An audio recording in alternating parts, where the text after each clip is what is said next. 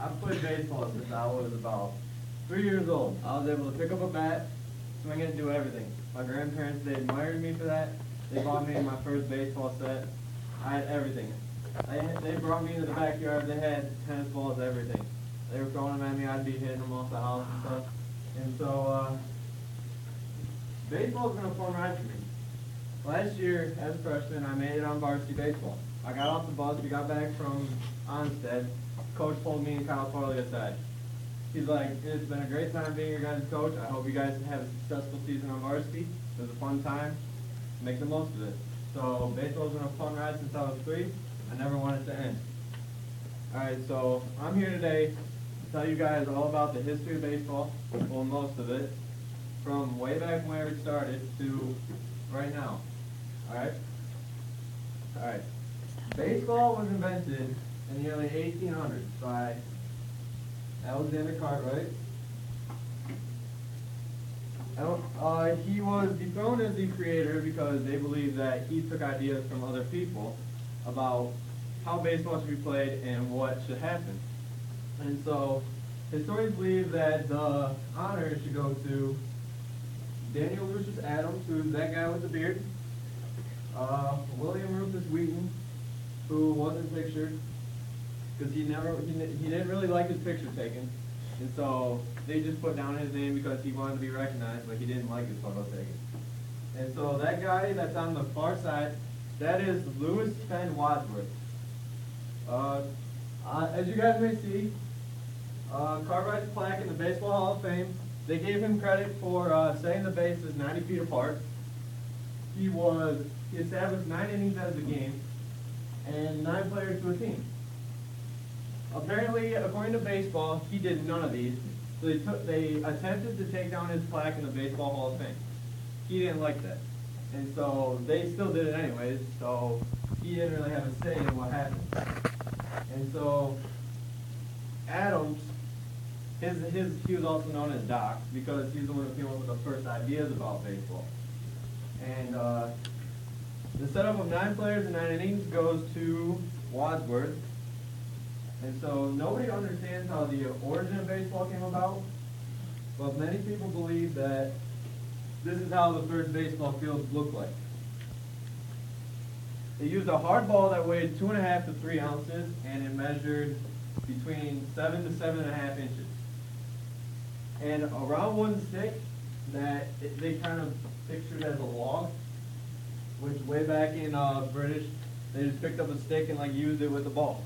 And so the games that came about of this, one of the first games that they believe that started the history of baseball is cricket, which nobody here understands because cricket just seems pretty stupid. And so modern day cricket is where baseball originally came from.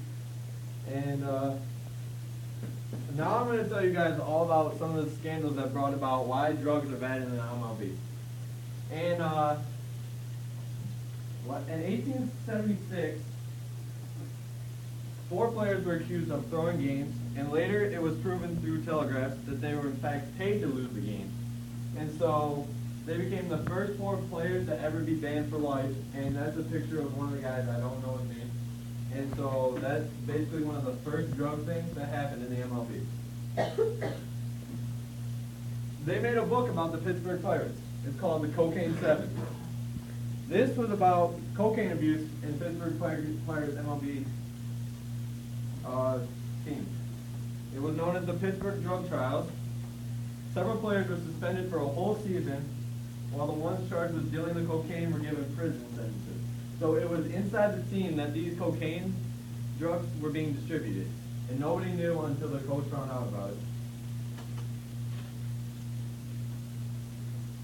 In 1919, 8 White Sox players were accused of throwing the World Series because they were underpaid by the team management and got paid $100,000 each to throw the World Series and give it to the Cincinnati Reds. And that's one of the titles of one of the New York Times pages. 8 White Sox players are indicted on charge of fixing 1919 World Series.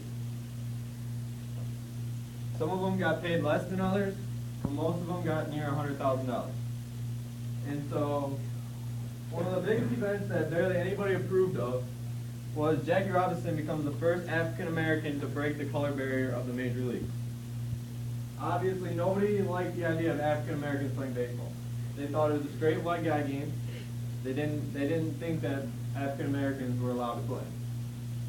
And so, this event in history opened up many doors to baseball operations. Jackie Robinson inspired others that no matter what your skin color, you should be able to do what you want and let others tell you you can't do it. You don't listen to those who tell you you can't do it.